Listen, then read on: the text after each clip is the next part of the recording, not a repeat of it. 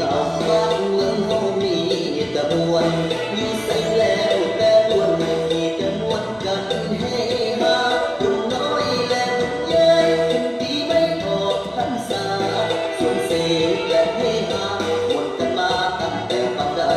มวนกันมาตั้งแต่ปานใด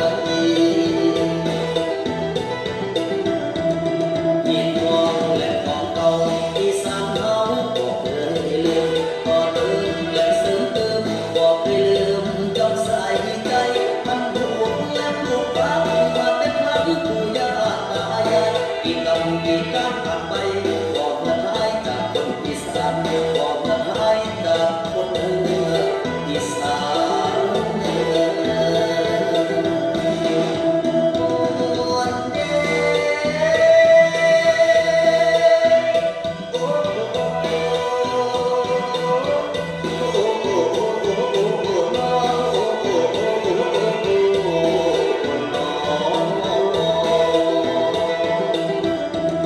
สุริละทองมีงานสร้างทางอุบลละเฮียต้นเพียนใหญ่